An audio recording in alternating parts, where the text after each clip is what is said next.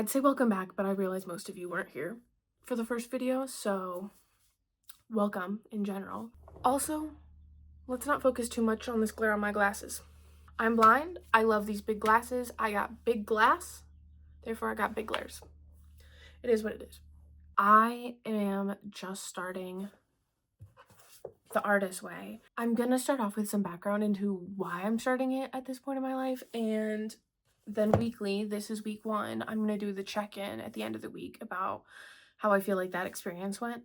It is a 12-week process, so this is gonna take a while. And as I understand, it gets like really hard at like the 6-week point halfway through. I imagine that that means that my feelings every week will change significantly. In advance of filming my own video, I watched several other people's experiences, so I also want to touch on what I've heard from other folks. And while it's not healthy to compare yourself to others, it can differ for a lot of different folks.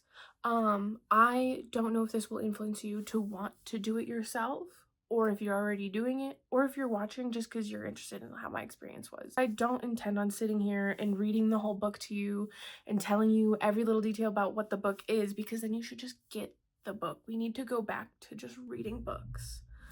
But I will give you a little bit of background. For starters, when I watched a ton of other people's videos, it was a common theme that folks were going, don't skip the introduction. Most importantly, whatever you do, don't skip the introduction. When did we start skipping introductions? Are you skipping introductions when you read a book? I'll skip the like acknowledgements. I've got to be honest, I don't really care. I don't need that first like 10 pages sometimes. I love when it's only 1. I read the introduction. It's like most of the time now, unfortunately, the back of a book or like that inner sleeve when you first open it up is just reviews from like the New York Times. They pull out like a one-liner that's supposed to grab your attention. What the fuck is the book about? And so since I can't read that on the back or on the first inner page, I go to the introduction. Read the introduction, please. I, however, will not be reading you the introduction. I'm gonna just start off with some of the basics because there's a lot of keywords that I'll keep referencing and I want you to know what the hell I'm talking about.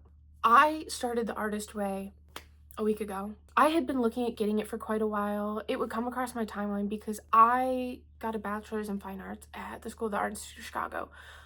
What I mean by that is just that I had 5 years where I lived in a pretty well-rounded community of artists, and whether it was in classes or just following people on social media, being in the same circle and chatting, I of course heard a person here or there mention that they were looking at the artist way. At no point though did I ever like see someone's in-depth experience with it, so I didn't really have too much context. When I saw another friend was reading The Act of Being Creative, I was like, okay, great, and I put it on my reading list. And I put The Artist Way on my reading list, not knowing it was a workbook. I probably listened to The Act of Creative Being like a year and a half ago. I didn't feel like it gave me much. The friend that I saw it from said that it was like amazing and really enlightening, and I'm great that it was for them. But for me, I looked at it and I was like it just felt like really obvious. But that's probably because, like I said, this is stuff I was already talking about in my community and already stuff I was probably covering in like classes. So it really wasn't new. And I just imagined that The Artist Way was going to be something similar to that. Once I found out it was a workbook, was even more like, ugh, because I do not like being told what to do. It like makes me disgusted. I think it's the whole reason that I'm drawn to art. It was like the one job that I was like, no one gets to tell me that there's a right or wrong way to do something. So I was like, I really don't know if I want to do all that. But I started getting more and more, I don't even know if hopeless is the word, but I was having a really hard time for the last 2 years. And if I'm gonna be honest, I'm gonna blame it on my job. I'm gonna blame it on anything but myself. Even though, like, of course, it's myself and it's me making excuses, but I was incredibly burnt out from the job that I had for the last 2.5 years. And the longer I was at that job, literally month after month, my life was getting more miserable. I was gaining weight. My hormones got really thrown off. I had a bunch of traumatic stuff happen, of course, during that time that probably just added to it. There was like a solid year where I would come home from work and I would just lay on the couch and just try to go into what I would refer to as my sensory deprivation tank, because I was so unhappy at the end of the day. I would get home every day and I would or take a little And it was the only way that I could like relax, that I could fall asleep, that I finally kind of felt happy. And then after doing that for a whole year, I saw a doctor and I started Lexapro, and that's been magnificent. But I also talked regularly with my doctor that this is not like the only solution. Like, you have to remove this stressor from your life, but that is a privilege. That is a privilege to not have to work a full-time job, to not have to work a job you don't like. And to be quite frank, I was really lucky. Like, I actually had a really great job. It was some of the folks I worked with, just horrible management that could make me so miserable. I started talking about it with my partner that we would move. I was like, I just need to start over, clean slate, because the only way that I can get myself out of these habits, out of these environments, is just to completely remove myself from them. I also was working at the same place I graduated from, so I had been in this same like community of folks for almost 8 years. If it's a really healthy community that you really thrive in, which I did in the beginning because it was new, then that's amazing. But also, I do feel like you just kind of hit a wall at a point and you can't grow anymore because you're not getting new perspectives and new experiences. And that's also where I felt like I was at. I was having a really hard time finding another job in Chicago because even though it's a super big pond, you're still one of a lot of fish. And it's a bad economy right now, and I have an art degree. So I couldn't find something better that I liked better, that made me feel better, that was worth giving up some of the comforts of having a decent job. As scary as the idea of moving is, I was like, I have to have a better chance in a different place. I've been trying for like 2 fucking years to get a job that was more of what I was looking for, with more creative outlet focus, had good benefits, decent enough pay, because sometimes I would see these creative positions and they had horrible pay. And it was not working. And that's pretty much how it was. Like, in Chicago, we were hanging out with all the same people, going to all the same places, doing the same thing every Monday through Friday, and the same thing every Saturday and Sunday. We were in like this cycle where like every year or so my partner would get let go from his job because it was just a horrible economy in Chicago and the jobs were crap sometimes. It just was really derailing any like other goals or like the aspiration that I could have for a goal. So I was like, we have to start over. I also felt like we've been stuck like this for so long. And last year I turned 25. I was like, I need to reflect on where I am in life and where I'm going, because I just hit the quarter mark. And so we talked about it, and my partner agreed that he'd really like to go back to school. And I thought that's like the best excuse for moving. Like, you're either moving because you got offered a job, or you're moving because you're going to school, or you're moving for family. Those are like the 3 respectable decisions that other folks will be like, oh, okay. So we both started applying to school because I thought, hey, if he's going back to school, maybe I'll go back to school. And that's a whole other conversation. By moving states, it's cheaper to do in-state tuition. You become a resident sooner. Our lease was going to be up in Chicago sooner. We went, why not? Back in November, I told my job that I was leaving. I had already known for months. God, it felt so good. It felt so good. I was like so giddy because to me, it felt like this opportunity to start new and do something big. To them, it seemed like the most terrifying thing ever. I now, looking back at it, like 4 months later, see from their perspective and a lot of other folks' perspectives who were like, are you crazy? But I will also say that a lot of folks in my circle at SAIC were super supportive, and without like any further information, they're like, that's so sick, like I'm so excited for you, that's going to be amazing, because they understand how important a new environment is. And I want to say that that is a big part of my experience going into this. It is not just doing the workbook and doing the exercises. It is also that I have made this other drastic change in my life. And so these 2 things are influencing each other. I got my copy of The Artist's Way about a year ago. Our neighborhood in Chicago would always do these little free libraries on like every block. They were amazing. And one day I finally stumbled across it and I went, this is a sign, because I've had this sitting on my shelf, like on my list of books to read, for at least 2 years, if not longer, and I keep putting it off. And one of the excuses I made for putting it off was like, I just don't want to spend the money on buying a new book right now. When I stumble upon this book in the library, I'm like, oh, this is amazing. This is life telling me that I should start to do this. Hey, well, life was probably telling me that, but I was telling life to get fucked. I put it on my bookshelf, and for an entire year, I kept being like, I don't have time. I don't have time. I'm too busy with this project at work. I don't have time. I'm too busy prepping this project for this exhibition. I don't have time. I don't want to do anything when I get home. I just want to rot in my bed. I don't have time because I'm packing and I'm so busy and I'm moving. There was always some excuse because I didn't feel like I should do it if I couldn't fully commit to it. I was kind of thinking of, hey, it's a workbook, so I'm thinking of it like a class. And like when I was in classes, I really wanted to dedicate myself to them. When I was in classes, I had a dedicated time and I had a dedicated structure and a syllabus and people who held me accountable. And I made some of my best work at the time because I had a space for it and a time set aside. I don't have that anymore. And so I kind of was in like this slump after graduating. One, that I was burnt out from just making. And two, I just didn't really know what was next. I was like, I need some time to kind of just ruminate. And then my job started taking over my life. And so I didn't have any energy or any time. Not that I did not have people that supported me, to really sit down and give my creative self an outlet. And that's like the key thing that the Artist Way is going to go over with you. It's that you have to consistently dedicate a time to this creative part of you, because if you don't, it does just get shut out. We're moving, we're starting over fresh. I will not have the same, I suppose we can call them distractions, that I did before.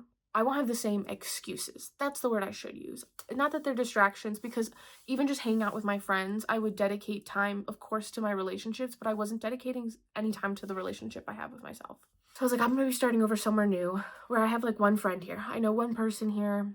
I don't have a job lined up. I don't have any like hobbies or places I like to go lined up. So my key focus will be dedicating time to my ambitions and to myself. I think it also helped a lot that after the move, for the first literally 3 weeks, we didn't have the TV or anything hooked up, and I don't really like to watch TV on the laptop. We were so busy every day running errands or unpacking or sleeping because we were tired from doing the previous 2. I just didn't care to watch anything. So not to say I had no screen time, I was certainly on my phone. For 3 weeks, I didn't sit down and give like a half an hour, several hours to binge, to watching TV or YouTube videos or anything. During that time, when I would get like this itch and I'd feel bored, I'd go read a book. In the first month that we have lived here, I've read 5 books. I don't even know the last time I read 5 books. Actually, I did do it in December, but that's besides the point. It was because I was trying to finish a goal by the end of the year. Like I said, like I don't have hobbies. I don't have places I'm regularly going. For 3 weeks, I wasn't working, so that was time that I could be thinking and being creative. But as soon as I felt like we were settled and I was about to start a routine, because when I started the Artist Way on Sunday this last week, I also started my new job on Monday. And so I wanted to incorporate this into my daily life and like give it my full go. You don't have to do that. I think you need to take the whole book with a grain of salt, because you know you. And the biggest thing is that I need this to hold me accountable, to encourage me, to be that voice, to be that direction, to be my schedule, to be my guide. You might not need that, or you might not need that all the time. You know what you need. I'm going to talk a little bit about the intro and basics. I'm not going to read you a ton of stuff, but I am going to talk about how that's worked for me, or how I've had to adapt it, because I'm going into this with already a creative background, and I would say that honestly, I do a great deal of this in my own adapted way that works for me already. Perhaps you're going to do it straight to the way the book tells you because you didn't already have that foundation. I saw another gal who in her video, she talked about, you know, a lot of the prompts just did not work for me because it was already stuff I've covered in therapy. And I think that that's true. I can totally see how you would feel that way if you've already done that introspective work with yourself. But if you haven't, then this is going to provide that for you. So I have the 25th anniversary edition. The biggest thing for me was actually reading the acknowledgement. The acknowledgement that at the beginning I said I don't usually read, because I was like, oh my god, the copy I got is a limited anniversary edition. Usually those anniversary books will have an intro that talks about how this book has been received. And in the acknowledgement, I learned that Julia Cameron, the woman who wrote the book, and the woman that she chose to write the acknowledgement, met while she was in New Mexico. Julia moved to New Mexico because she felt really stuck in her creative endeavors and her career, and she needed a vacation, so she went somewhere new. She moved to Taos briefly. I just moved to Albuquerque. And during that time, she started to do morning pages and she really rejuvenated her creative life, her creative self, her creative career, and used that with other folks, and they felt so influenced and inclined to tell her, hey, you just need to make a book because everyone is asking about your technique and it works so well for everyone. So she was like, okay, I'll make a book. I just do find it very serendipitous that she came to New Mexico to start this journey for herself. That is also where I am. So the intro and then the next chapter, Spiritual Electricity, the Basic Principles, that covers a lot of the story I just told you about Julia, and then that she's going to use the word God a lot in the book, but you can adapt this to whatever you believe is like a greater power, because a greater power exists. I did agree with that, but every time I come across the word God in the book, my like skin crawls. It's God with a capital G. It kind of like takes me out. And so I almost wish she had just adapted it to be something more neutral. But then you get into the basic tools, and the basic tools are what she started with, morning pages, that the very first thing when you wake up every morning is you write 3 pages. Not 1, not 2, not 4, 3 pages. But if you feel so inclined to continue because you're just really in a flow state, then so be it. These morning pages don't have to be anything specific. They do not have to have a structure. Best if they don't. It should be just your stream of consciousness, just a flow. But whatever you do, write them. Whatever they're about, it can be about anything. It can be about the fact you have nothing to think about. Just write them. I had done this practice before. My teacher in my 2022 class for Neon, when I first started Neon, Casey Lees, she had us do it in the beginning. I didn't like it. I didn't like it when we did it. I'm a peculiar case when it comes to artists. I'm very type A, in addition to having this creative left side of my brain, but I want structure so that I can feel fulfilled, that I can check off the list, and then it like calms my anxiety. And when I feel that my anxiety has been calmed, I feel that I can be more creative. So I did it before a few years ago, and I really didn't care for it, so I didn't stick with it. We would do it at the beginning of each class before we started, and I was really just treating it like a to-do list. It's now 2026. I do journal, and I had started journaling the year before, but I don't journal in a daily way. I don't love the idea of anything that I have to do, especially daily, because then it feels like if I don't, I'll like really beat myself up. I would say going into this that I really do recommend that you do it daily. You've ever done a sport, if you've ever been part of a team, if you've ever been learning something, if you've learned a new language, if you don't commit, you will not get the full experience of it. It's even something that you learn in art school. You'll go in and they'll be like, I don't want to learn the basics. I don't want to spend time going over all these things that I know. I don't want to learn to properly gesso. I don't want to learn how to save my files and organize them. But if you don't build the habits in the beginning, if you don't learn the rules from the start, then you can't break them in a meaningful way. And you can't subtract them without losing a significant effect. Morning pages every morning. And then the next thing is that every week you're supposed to be taking yourself on an artist date. Whatever it is, it doesn't have to be expensive. It doesn't have to be very long, but it needs to be a time dedicated to just you and your creative self, to nurturing your artist. Do not bring anyone else with you. I am in such a weird in-between again, where I walk a line of I'm really independent. I really love to do things on my own. Hey, I'm in a completely new place, and every new thing I'm doing, I moved here with my partner and I want to share it with my partner, and I would feel more comfortable if I had a body double when I go to do things.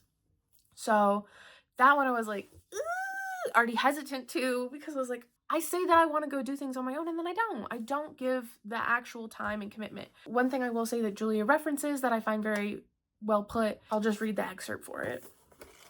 So she references being a couple. You need to think of yourself as someone you have a relationship with as well. If you think that going on artist date weekly sounds stupid, or that you'll never be able to afford the time, identify that reaction as resistance. For me, I was like, wow, that's actually very relatable. You cannot afford not to find time for artist dates.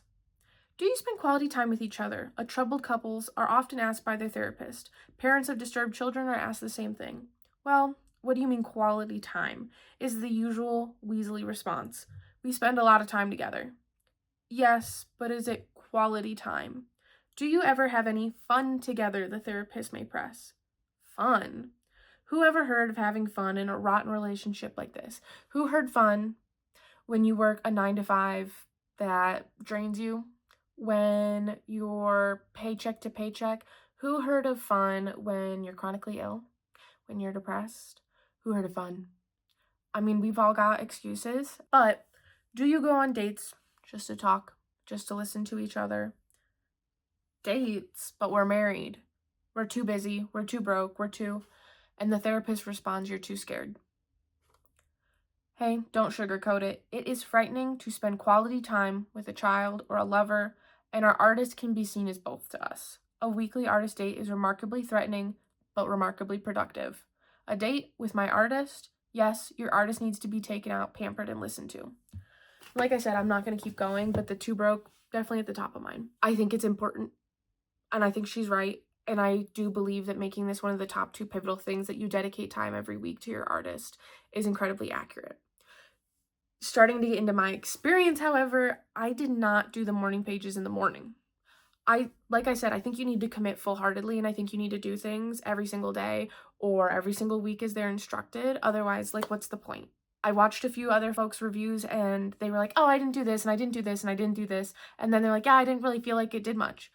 Well, sure. If you were sick and the doctor recommended that you take your medicine 3 times a day, and you only took it once, and then you wonder why instead of getting better in a week, it took 3 weeks. Yes, you didn't follow the instructions. If you took a class and you got a C because the teacher told you to do 1, 2, and 3, and you only did 1, yeah, I'm sure you didn't learn very much. You really have to commit.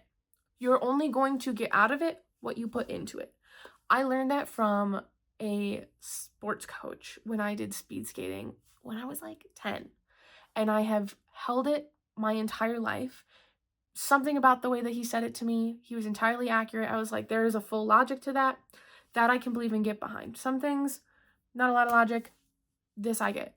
When I had the opportunity to go on student exchange, I knew that I had a very small time window. I had a year. In this instance, we've got 12 weeks, but in most classes you have a semester. With this, I knew I had 1 year. I would get out of it what I put into it. While I was abroad, I was learning a new language I never knew before. And there was a lot of times where I was like, oh, I don't have to try that hard, or, oh, I can just do a little bit. But when I really committed finally at the halfway point, it is insane. It's remarkable how much I learned because I got out of it what I finally put into it. That is always the case. I will find myself at the gym. I will find myself doing one of my art projects, and I'll want to give up. I'll be tired. I'll think, oh, you know, if I cut a corner here, it's not that big of a deal. No one else will notice. I know, and it's important to me, so what I put into it is what I get out of it. If I want to get better at this technique, then I need to keep practicing. I'm treating morning pages that way. I do them every single day. I don't do them when I very first wake up, because that first hour that I wake up, I'm just on autopilot. There is nothing happening up here, and quite frankly, I'm not even capable of writing 3 pages of nothing, of being like, I'm not thinking about anything, I can't do it. It'll drive me mad. So that first hour I get up, I go right to the bathroom, I put something in my body to eat, I put something on my body to wear, I get out the door to go where I'm going, I get there and I do the thing I need to do. When all 5 of these things have finished, after that like first hour of being awake, because I only give myself like 20 minutes to wake up and get out the door, that's when my brain will finally start to turn on after that first hour. After that first hour when I actually probably just ate something and like probably had my first glass of water for the day, I realize you're supposed to do all those things when you first wake up, but like I said, I do not like these rules. I do not like the everyday. There's so many things you're supposed to be doing for yourself every day that I can't. I will feel like a failure if I actually tell myself that I need to be doing those things at a certain time in a certain way.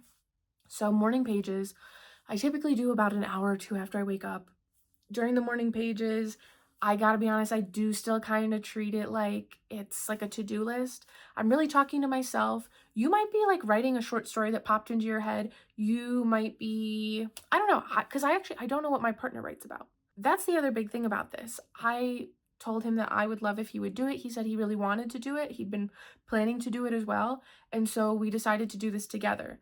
And that means that in addition to the voice of Julia in the book, and that I have decided to make these video diaries every weekly to check in that hold me accountable, I'm also doing it with my partner.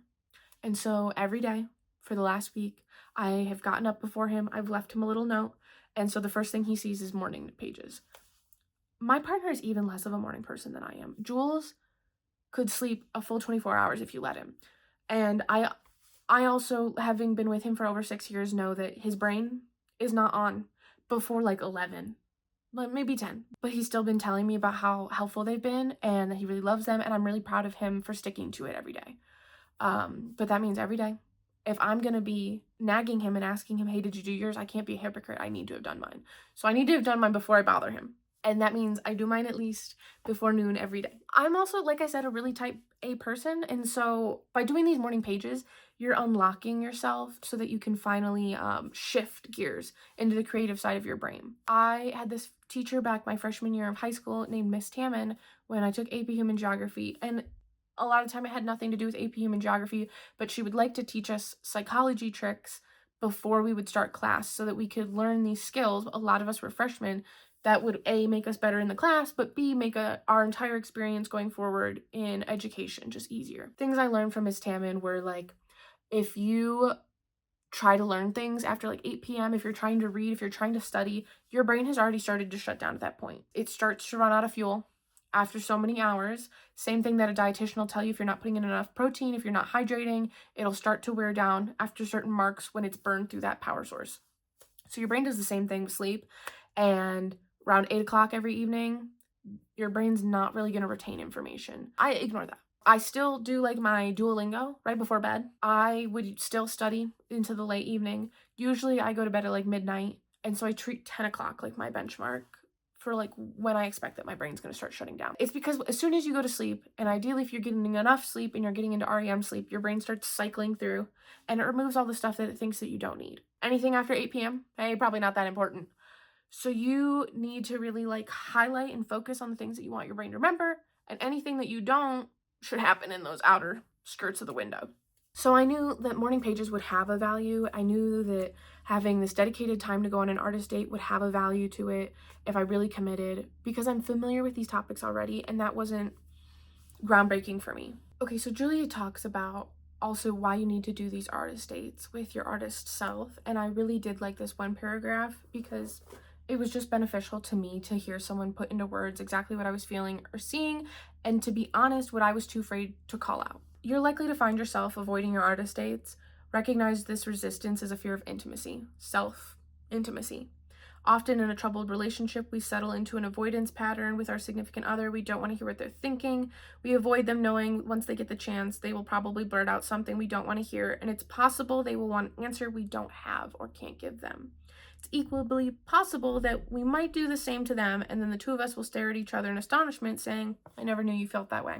It's probable that these self-disclosures, frightening though they are, will lead to the building of a real relationship, one in which the participants are free to be who they are and to become what they wish. This possibility is what makes the risks of self-disclosure and true intimacy profitable. In order to have a real relationship with our creativity, we must take the time to care and cultivate it. Our creativity will use this time to confront us, confide in us, bond with us, and to plan. So like I said, this wasn't a new concept for me, but I also knew that I'd been hiding from it, and that kind of felt like more of a slap in the face than anything. I think if you've never had this confrontation, you're gonna be like, wow, that's so insightful. For me, it felt like, hey, you knew you were supposed to be doing this, why weren't you doing it? And that was quite humbling. And I needed to be humbled. I needed to be humbled. That's what this experience is for me. That is what putting myself out there and filming these videos is. I need to be humbled, quite frankly. The truth of the matter is that I do need to be called out. I do my best when I worked on teams or when I would play sports or go to the gym and I had someone like calling me out and being like, hey, don't quit at 8 out of 10 reps. I need this direction. It also talks about, for a couple pages, filling the pond and how you can only be as creative as you consume. You need to give yourself images. You need to give yourself inspiration. I don't feel that I have any lack of that. I probably, more than anything, need to get off my screen a little bit more and spend the time now thinking about and reflecting on all the inspiration that I've had. I do so much consuming. I think a lot of us do. And for myself personally, I would use the time I spent consuming as an excuse or to validate that I've been working. And like I had, but it was me being fearful and making up reasons why I didn't need to go do an actual activity. Then you sign a contract that you're going to actually follow and participate in this, hold yourself accountable.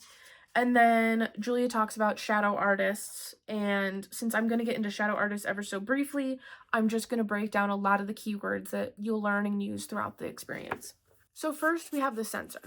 The censor is that little nagging voice in your head that's going to tell you you're not good enough, you shouldn't bother. The censor might be influenced by a monster. A monster is that person, that memory, that moment that influences your censor, that has given power to your censor. The monster, as Julia notes, might be a parent.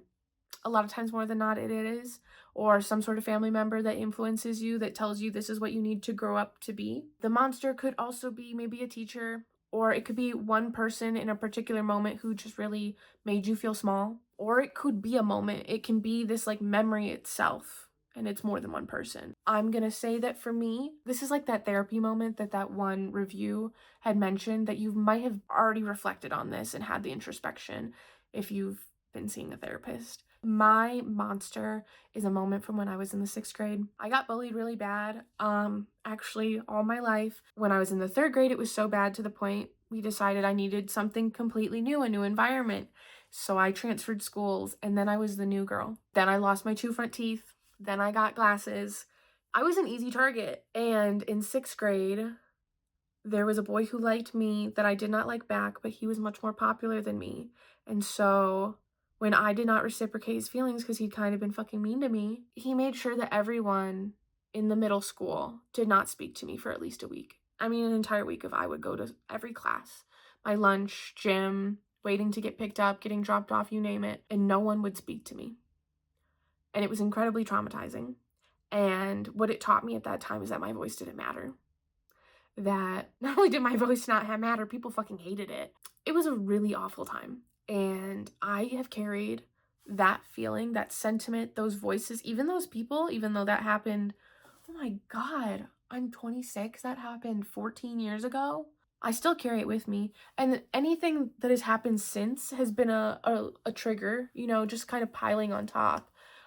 Breaking up with a significant other, and they tell you all of a sudden everything they loved about you they hate. Breaking up with a best friend, and they do exactly that. That for me has just compounded and compounded, and that is my monster telling me that the things I do are stupid and nobody likes them and nobody cares. And I wouldn't be here today if it wasn't for my champions. So the next big word that you go over is your champions, and it's kind of a silly word to use, but it also feels entirely valid when I think of the people I think of as my champions. Your champion is the opposite of a monster. It is the person or system or group or whatever it is that makes you feel supported, that inspires you, that encourages you. In the last 2 years, though I had some of the hardest times that also really pulled me away from my creative self, made me crawl into myself. I was in a bit of a state of, you know, fight or flight. I have also developed and hopefully nurtured the best relationships I have ever had in my life. I have more friends, sincere friends, than I have ever had in my life. They are all the most wonderful people that I know. I don't consider anyone that I call a friend not to be an incredible human being. It's like a privilege for me to know you, let alone to call you a friend. It's like you're giving me an award. And then since I hold my friends at such a high standard, that I hold them on this pedestal, because for me, my friends are my family, then when my friends are like, I like that thing you did, when they support me, when they encourage me, when they love me unconditionally, I'm like, holy cow, I must be something special. My champions are my friends, and I could go on and on, but I'm gonna go ahead and I'm gonna name them.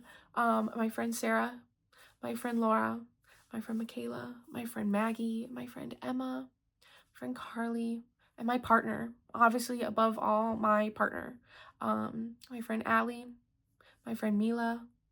God, I'm probably forgetting, because there's a lot of folks that I'm like more casual friends with, but like Riley, Monet, God, I could go forever, but it's a lot of the women too that like I've made relationships with and I've connected with, and other artists that I've gotten to know and work with, that those also have been really reassuring. And so in the last few years, I've really built up more champions for myself. And that's been a really great thing to reflect on, because I also decided at the beginning of 2025 that one of my resolutions was I just need to work on being more grateful. You know, glass half full. It's doing me no good.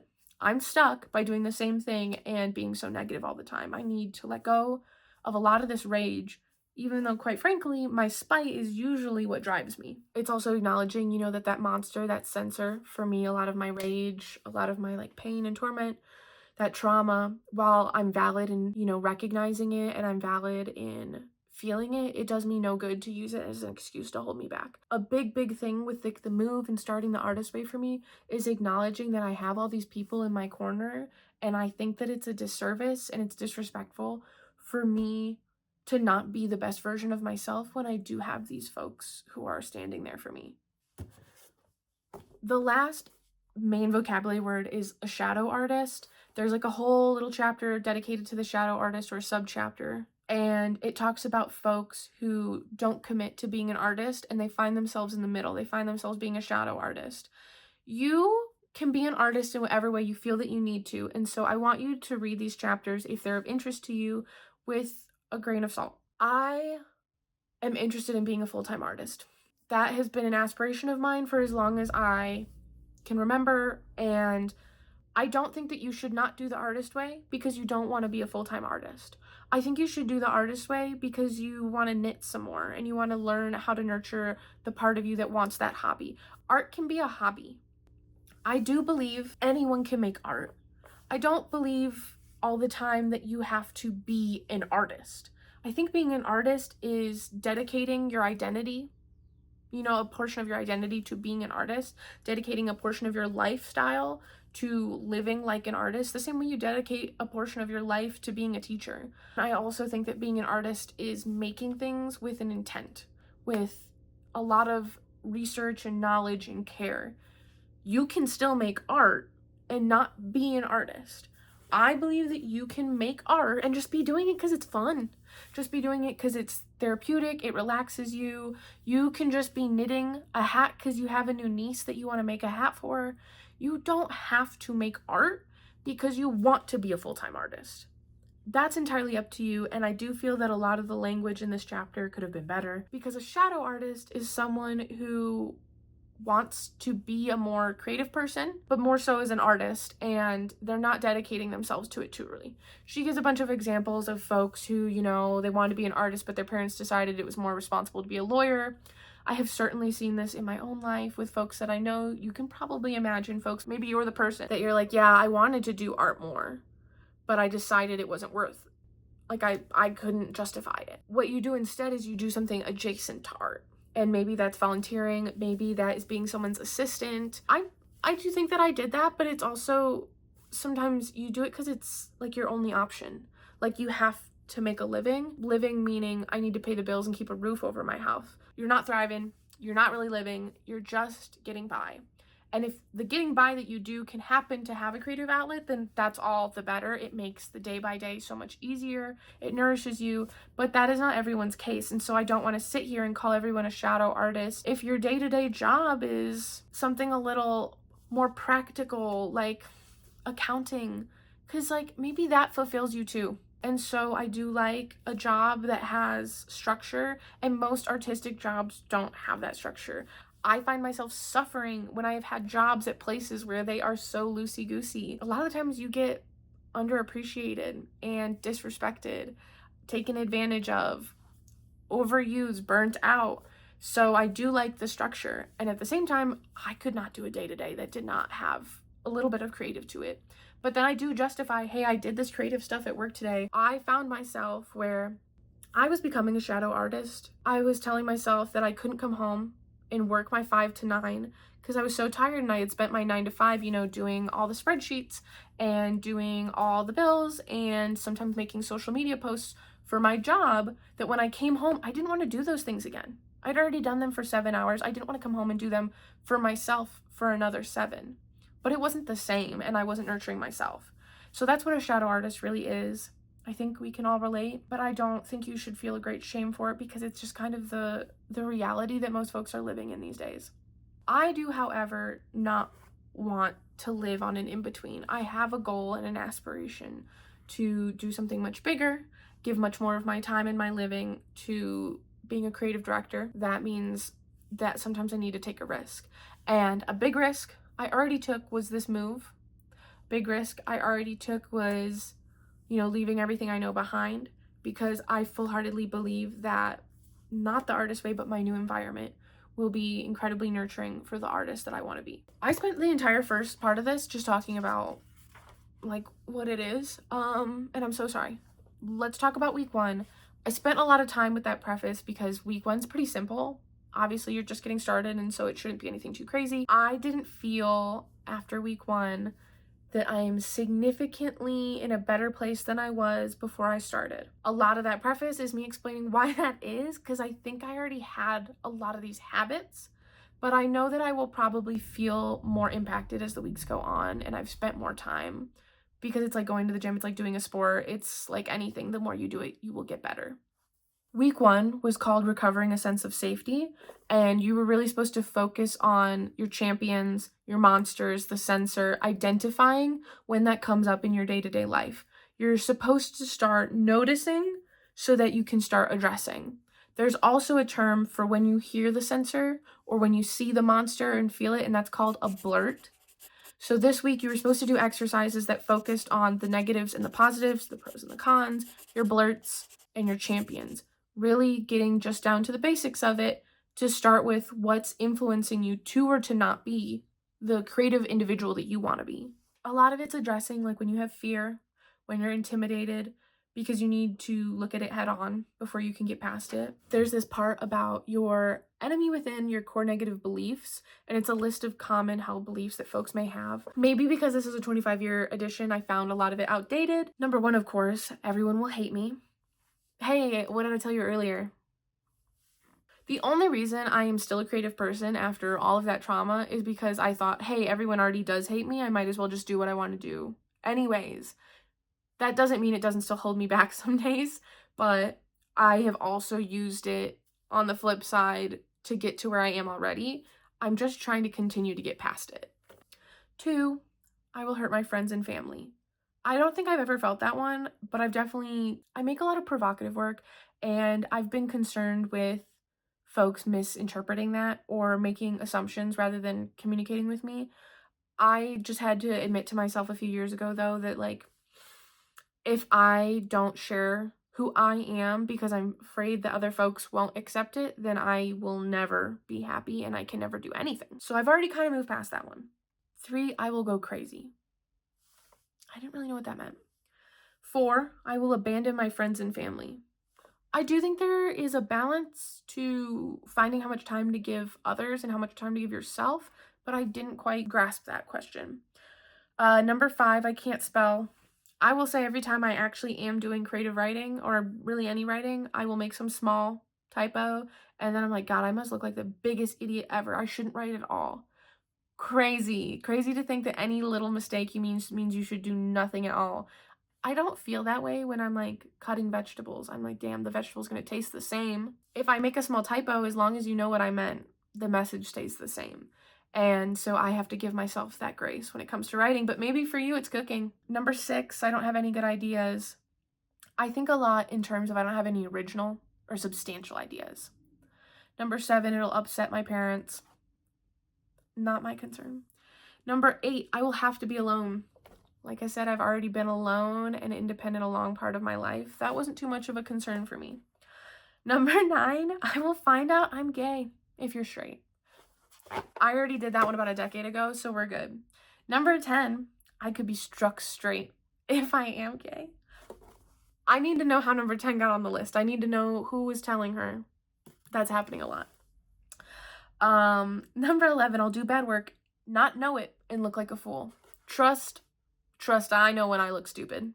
Doesn't mean I stop looking stupid, but I know when I look stupid. Number 12, I'll feel too angry. I think I've been there, or I think about in terms of I will share too much. And there is a art to walking the line of how much people actually need to know. Number 13, I will never have any real money. I'm actually encouraged to pursue it because I need the money. 14, I will get self-destructive, drink, drug, or sex myself to death. Not personally a concern at this time in my life. Number 15, I could get cancer, AIDS, a heart attack, or the plague. I don't know what you're doing creatively that's of concern. I don't know, I guess maybe I just don't worry about my body enough because I don't think about pursuing a creative life as endangering my physical body, other than maybe my eyes sometimes, because I have some things with my eyes. 16, my lover will leave me. I am so fortunate to have a partner that without a doubt I know wants to be with me quite unconditionally, and I hope that doing this together, my partner is feeling the same way. Number 17, I'll die. Again, I don't know what you're doing creatively. Maybe you're a rock climber. I don't think I'm doing too much that's life endangering. 18, I'll feel bad because I don't deserve to be successful. I feel quite the opposite. I feel bad because I feel like I should be more successful, and I actually don't support myself enough. 20, the last one on the list, is it's too late if I haven't become a fully functioning artist yet. I never will. 20 is a big one for me. That would be like my number one on my list almost. I am constantly, and I have been for years, watching the clock, feeling like it's just passing me by. And I've spent a lot of introspective, reflective, retrospective, whatever, this last year between 25 and 26, thinking about how I'm the only thing standing between me and the things that I want. So I'm trying to get out of my own damn way. None of these negatives need to be true. There's more negative beliefs and positive alternatives here. You know how you can flip it around. And then your ally within, affirmative weapons, thinking of taking that negative and flipping it, inverting it into something that supports you. Thinking of the people who support you. Thinking of affirmations. So in the first week, to address all of these new things you've learned, you're supposed to do the following exercises. Number 1 is every morning you should set off at least an hour that you can do your morning pages very first thing. Number 2, take yourself on your artist date. You do this every week. My artist date was taking myself on a long hike. And then I did another one, which I did last night, like super late. I made this big mood board for myself that I've been wanting to do for like a year. It's just a big pin board that I can kind of visualize all the thoughts that I'm having on. This next week, I already have my artist date planned, and I'm actually going to do it when I'm done filming my check-in. But I did the first 2, just not to the T. Like I said, you need to do it probably how you feel is best for you, but you should still do it. If you need to adapt it, so be it. I think it's better that you do it your way than not do it at all. Number 3, the activity was to time travel by listing 3 old enemies of your creative self-worth. Be very specific. The more monsters that come to you, you work through your recovery. It's always necessary to acknowledge creative injuries and to grieve them. Otherwise, they become a scar tissue that block your growth. I did this, but I didn't write it out. I just kind of sat with it, you know, like when I was driving to or from work, when I was going to bed at night, just a little bit of rumination. Number 4, another time travel was to select and write out 1 horror story from your Monster Hall of Fame. I don't really need to read that one too in depth, but rather than writing it out, I shared it with you. For me, I know that the morning pages are supposed to be something that you keep to yourself, and even you don't bother to go back and read through, but I'm really looking at this also as an opportunity to connect with others. Number 5 is write a letter to the editor in your defense. Mail it to yourself. It's a great fun to write a letter in the voice of a wounded child to whom it may concern. Sister Ann Rita is a jerk and has pig eyes. I can spell too. In this case, the jerk, the person that you are defending yourself from, is a monster, aka Sister Ann Rita. Number 6, time travel by listing 3 old champions of your creative self-worth. This is your Hall of Champions, those who wish you and your creativity well. Be specific. Every encouraging word counts. Even if you disbelieve a compliment, record it. It may well be true. There's more to all of these, but like I said, I did do that activity. I just wrote out 3 friends, 3 things that I know they have told me countless times. And for now, I've pinned it up on my desk, but I think it's an activity that I'll actually continue to do. Just in like a words of affirmation, a daily positivity kind of thing, a reassurance, because I know that it's something that I needed. Number 7, select and write out 1 happy piece of encouragement. Write a thank you letter, mail it to yourself or to the long lost mentor. I thought about doing that one and mailing it to a long lost mentor, and then I was like, I don't have anyone's contact to actually mail them a letter. I'd love to do it analog. I have no way to do it. I do try to tell my friends as often as possible also that they're my champions, that I feel this way about them, that, you know, I couldn't do a lot of the things I do if it weren't for them, and that I appreciate them. So I did do the letter, not to myself or a mentor, but I did it to my partner, because as we're doing this together, I think it's really important that he feels that I can be a champion, hopefully. Number 8, imaginary lives. If you had 5 other lives to leave, what would you do in each of them? It could be a pilot, a cowhand, a physicist, a psychic, a monk. It could be a scuba diver, a cop, a writer of children's books, a football player, a belly dancer, a painter, a performance artist, a history teacher, a healer, a coach, a scientist, a doctor, a Peace Corps worker, a psychologist, a fisherman, a minister, an auto mechanic, a carpenter, a sculptor, a lawyer, a painter, a computer hacker, a soap opera star, a country singer, a rock and roll drummer. Whatever occurs to you, jot it down. Don't overthink this exercise. and then you're supposed to actually go do it in some way, shape, or form. If it's being a country singer, then go to a country bar. If it's being a singer, maybe do some karaoke. If it's being a carpenter, go take a class, build something. I tried to do this one. I listed out 5, but I didn't do all 3, or sorry, I didn't do all 5. I did 3 of them in some shape or form. Then number 9, in working with affirmations and blurts, very often injuries and monsters will swim back to us. Add these to your list as they occur to you, work with each blurt individually, turn each negative into an affirmative positive. I did that one while I was at work one day in my in-between time. I recorded some of my blurts after I did my morning pages, and then I turned them into affirmatives. Number 10, take your artist for a walk. The 2 of you, a brisk 20-minute walk can dramatically alter consciousness. So, like I said, for my artist date, I took myself on an hour walk, but for number 10, this was the other exercise that I did. Just took myself on like a 30-minute walk through the campus near where I work now, and it was very, very lovely. The last thing is at the end of each week, you're supposed to do a check-in and reflect on how you feel that week has helped you. These videos are my check-ins. I just didn't feel that this first week was so profound to habits I've already developed for myself, but I don't want to discredit it because I still need to develop other habits. I still need to learn and do more, and also the whole point of a habit is to be doing it consistently. And like I said, I don't do many of mine consistently, and so that's what this is for me. I'm hoping to feel significantly different by next week already, and I am really looking forward to this experience. I definitely have felt encouraged, like a daily check-in of some sort for doing these exercises and doing the project in general. Not necessarily the pages specifically, has made me feel rejuvenated and at least gotten me into the gear of like, hey, reminder, maybe I'm not in the left side of my brain and I'm not feeling super creative, but actually you need to dedicate time to your creativity. You need to prep those things. I need to make that mood board. I need to clean my desk. I need to buy the new organizer because otherwise my creative self will get stunted and I'll hit a barrier when I'm trying to do those things. And in that way, it has been helpful a little bit this week, but it hasn't been the most groundbreaking experience just yet. I look forward to what's to come next. I think that the further I get with this, the more episodes, they will be shorter.